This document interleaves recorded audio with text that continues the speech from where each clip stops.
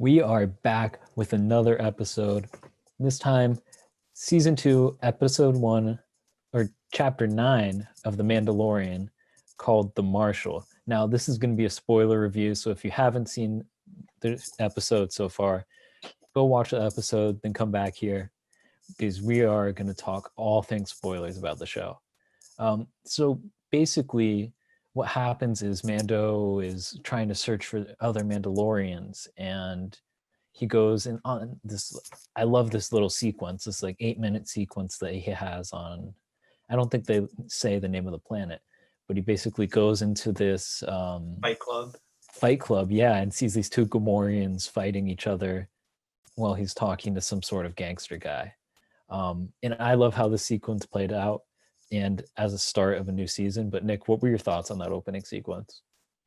If I'm not gonna lie, and this is one of the things that like I really enjoyed about the episode, maybe not necessarily like the episode itself, but like when I heard the music again, I was like, everything is all right in the world. Like just a little more than usual this year. I was like, it just felt so like once the theme kicked in, I was like, this feels good. This feels like coming back to something that's like, just reuniting with the show after basically a year. It felt good to like reunite with it. And it just felt good in that moment to just watch like, you know, Mando doing his thing, kicking ass, taking names, and to like pull that Batman maneuver at the end, we just left him hanging for the animals. I was like, top tier, top tier. Also, that just the opening image where you see him and Baby Yoda just walk out of the shadows. I was like, I would not have introduced them any other way. That was so good. And it was just it was just like a back to basics, or not that they strayed away or anything, but just a nice back basics like intro sequence that I just felt good to like reconnect with the show. Yeah, I think that's really important too. When you're starting a new season, to remind everyone these are the characters you're with, Mhm. and like this is the tone of the show. And I thought they did that perfectly. I can't remember the guy. Oh gosh, the one-eyed gangster, who's hung upside down at the Yeah. end. He's in Chef. Oh, He's really? the other guy who's in the food truck with John Okay. Favreau and his kid in Chef. Oh, that's Um, nice. I just read about that, so that's another hidden cameo that you may not have known. Mhm. But we're gonna move on because that's the first 8-minute sequence. But then we go back to Tatooine. Now, what were your initial feelings when you're like, we're going back to Tatooine again? And then how did you end up liking this episode as a whole? My I feel like my gut reaction was kind of like, of course it was like where else would they go but Tatooine? But at the same time, like it's such like an integral part of the universe, and like I said, there was a lot of just like reintroducing audiences to like the feel, the vibe, and I was like, you know what, if they have to use like a familiar location, then so be it. And also, I will say like the rumors that I've been hearing, and I'm sure you've been hearing too about this show that's been like dodging the Star Wars fandom for months now, kind of played like, let's see which of these rumors get like confirmed Yeah. or whatnot. So I didn't mind them coming back to Tatooine. And this is a long episode. This is almost clocked in at an hour, and I gotta say, like, I think they made it back to Tatooine at like the 20-minute mark. Those other like half hour, 45 minutes, I was like, I'm enjoying a lot of this. I because sorry, I'm like trying to get my thoughts together. There's so much I'm like want to talk about.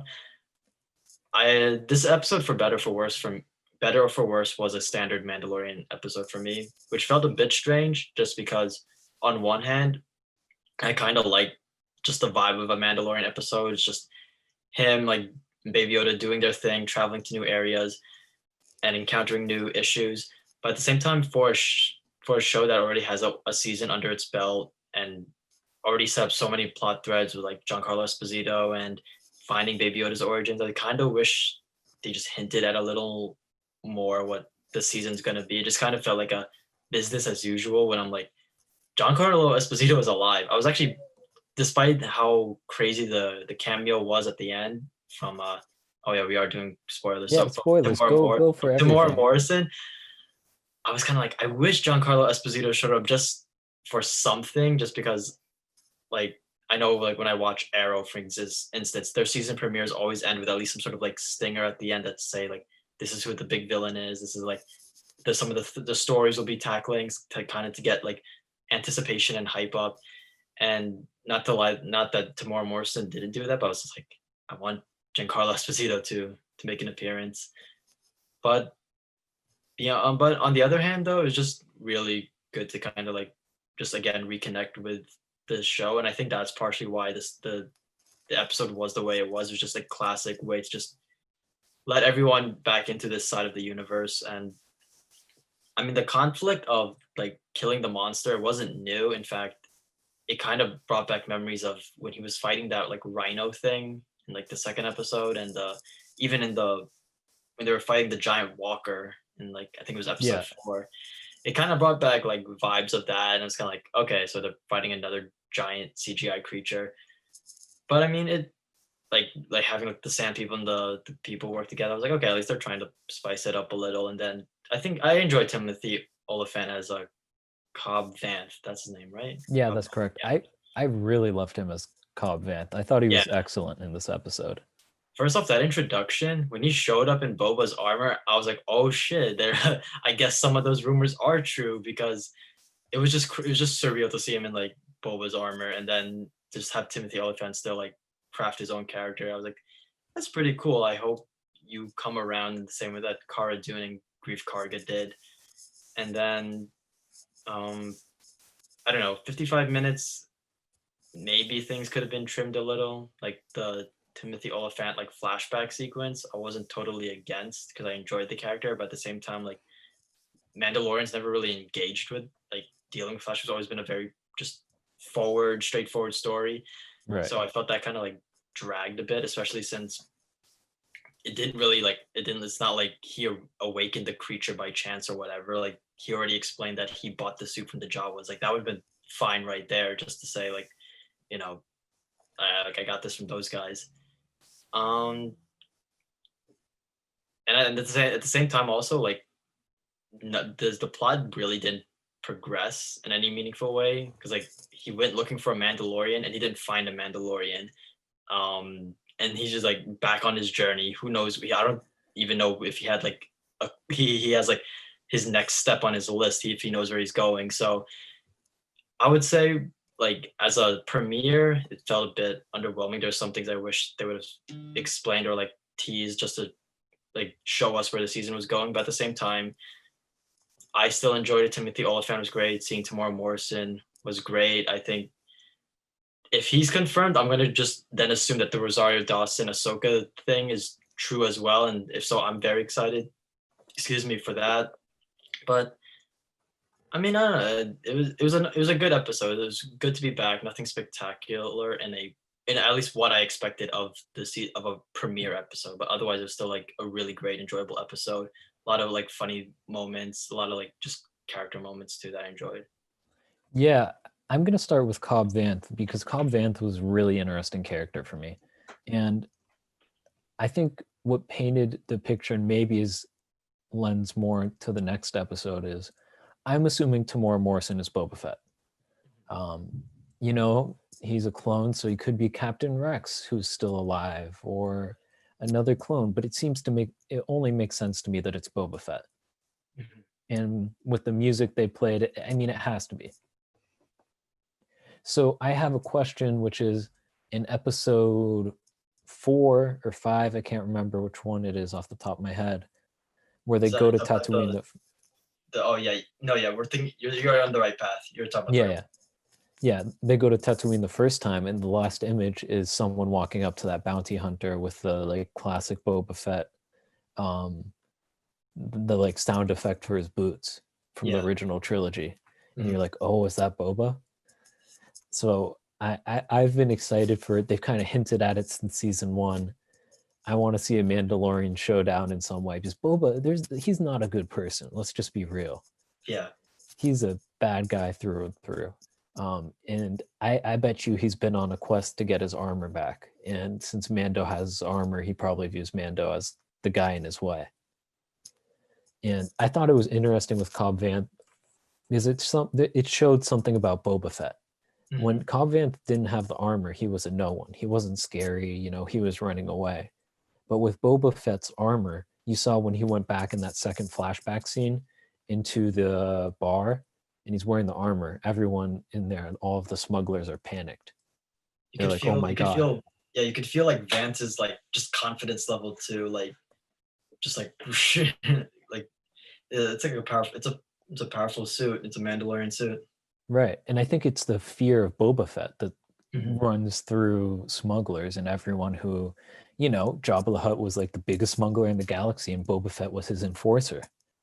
And so it's like, oh my God, is that Boba Fett? We're done for. Right. The dude who kills Jedi and all that sort of stuff is now going to kill us. They're like, oh, we're done. I thought this episode was too long on a separate note. I thought it dragged a little bit. It felt like it needed more pacing to it. And I love that it's a Western. I love that it keeps that theme.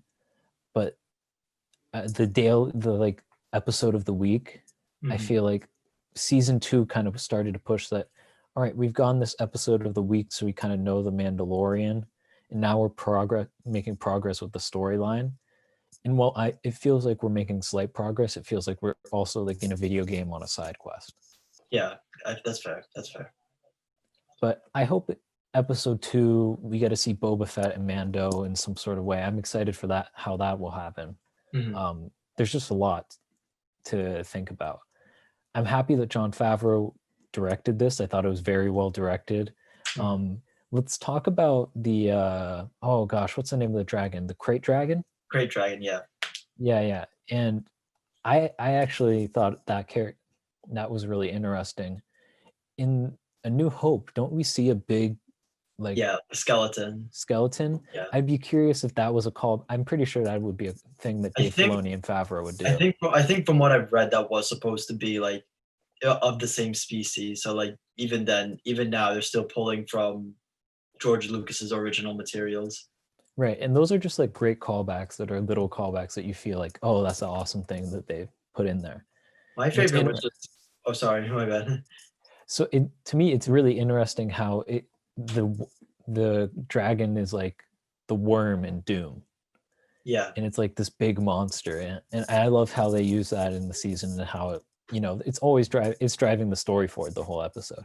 Yeah, it's funny. That's exactly my thought when I first saw, like, when you see the ground shake and they go out to look, I was like, incredible. It took how many years of seeing Tatooine for them to finally do a sandworm, introduce a sandworm creature like in Doom, which, as we said, like way back when, was inspiration for Star Wars. I'm like, it's about damn time they did a sandworm or something. So I was like, thank God they finally played that off. Yeah, and I think the really interesting thing, I think thematically they played within season 1 and they do again in season 2, is the Tusken Raiders. Because the Tusken Raiders were just like, in the prequel, or not the prequel, the original trilogy and in the prequel trilogy, they're kind of viewed as savages, right? Right. And the way the Mandalorian has treated them as more like human. And I love the little monologue that Din Djarin has about it. He's like, yes, they're raiders and, they may not be the best, like that's the way their culture is. But this is also like, this is their land.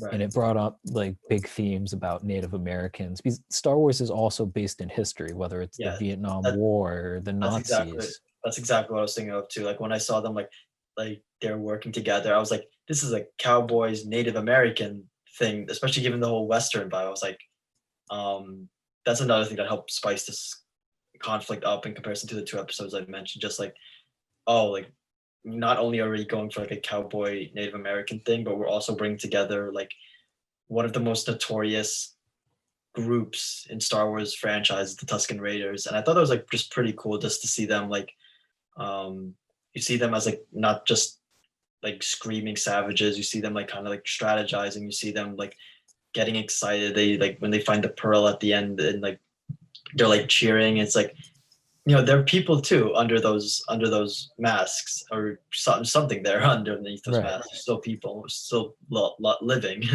Right. And it's interesting thematically. It's like Mhm. how people are sometimes ignorant to different cultures, and Yeah. how like humans, or aliens or whatever you want to call them in Star Wars, have invaded their land. You Mhm. know, this was their world until all of you guys came.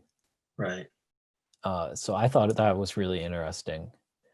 So let's talk about Baby Yoda, because we can't Of not course. talk about Baby Yoda in an episode. Now, we're gonna say, what was your favorite Baby Yoda moment from this episode? I'm not gonna say the moment that was shown in the trailer where like he like Mando like loads his arm gun and like Baby Yoda like taps his thing and he like the dome in the Fight Club sequence. Do you remember what I'm talking? Yeah, yeah, Mando readies his arm cannon and then like Baby Yoda taps a button and then his thing closes. I'm not gonna say that because that was in the trailer, even though that was a really good moment. I will say, um, I didn't have a specific moment, but there were specific instances throughout the episode that I found myself thinking, why didn't the Mandalorian like cover his eyes or anything? Because Baby Yoda witnessed so much death in this episode, and that was the thing that was going through my head, especially going off like that the discussion on themes. Like he's being raised by a very violent. He's not being raised, or he's being taken care of by a very violent person, and mhm, ever since he was introduced in chapter 1, he's been exposed to violence at every single corner, and here this might be like one of the worst instances of it, just to see so many people and Tusken Raiders die. And I was a bit uncomfortable, not gonna lie, just seeing like Mando not care that his kid was like witnessing all this, and I was like, this could be a setup for like maybe not this season, but and what I'm gonna assume is a season 3, because the show's so popular. Like there's so much they could play off, like in just that uh like nature versus nurture, like the fact that he's getting raised, and though he's a good person and Mando's a good person, like the fact that he's being raised in such violent circumstances, I'm very intrigued to see how that goes. So just the moments where, as awful as it was, like Baby Yoda like witnessing like awful stuff, I thought like there's so much they could do to help that character, like give depth to that character. So I would say those are amongst my favorite Baby Yoda moments from this episode. yeah. I want to talk about that opening scene, because I thought that was on a new level for the action. I felt like the way it was choreographed, and Oh Sam yeah, Hargraves, who a lot of you guys may know from the Avengers movies or the Captain America movies, basically right. any Marvel movie, he's on a lot of them as a stunt coordinator. And he's also Mhm. in the he filmed Extraction. He was the director on that. And I loved this opening sequence, and how Mando used his armor, the headbutts that the guy just like Yeah. startling back. The dominance that Mando shows is just fantastic. Can we just talk about, just for a quick second before you go back to your point, like it might have been just been me, but I was like, whoever's in underneath the suit, whether it's Pedro Pascal or a stuntman, they seem like way more like they seem way more built. I don't know. I was like watching, I was like, either the costume's different or whoever's underneath the suit looks different, because he seemed just more like rugged this time around. I don't know. That might have been just me. Like No, not that wasn't you. I completely noticed that as well. I'm like, Mando okay. looks like a tank this season. Yeah, and I was like, I don't know if like Pedro Pascal has been hitting the weights more, or like they just got a new stuntman. I was like, oh my god, like he's ready to do damage as even more than we already know. I wonder if it could have also just been the way they designed the costume for the Mhm. season. Right, I have a feeling that could also be it. got you. So my favorite Baby Yoda moment, back to that, is when he pops out of that little bowl that he's like hiding in, Mhm. and his head, he's like down here, and he just goes Yeah, like, he's like, "Is it okay? Are we good?" yeah, But I think what's more interesting is the future Baby Yoda, because you talk about it. He's witnessed death all the time. He's he killed that stormtrooper. He threw the right. flame right back on him, which is like a hero. It's a very heroic moment. But at Mhm. the same time, you're like, he also just killed someone. Yeah, And in one of the episodes with Cara Dune, he almost force chokes her to death. right. So it's like there's these hints of violent tendencies in Baby Yoda, and it's just I'm very curious as to what his greater purpose is as the show goes on. Right. But with that, that wraps up our spoiler review of season 2, episode 1, chapter 9. It's a mouthful. The Marshal of the Mandalorian. If you like the video, don't forget to like and subscribe. Leave a comment down below, and we'll respond to you. And we'll see you next time. Peace out.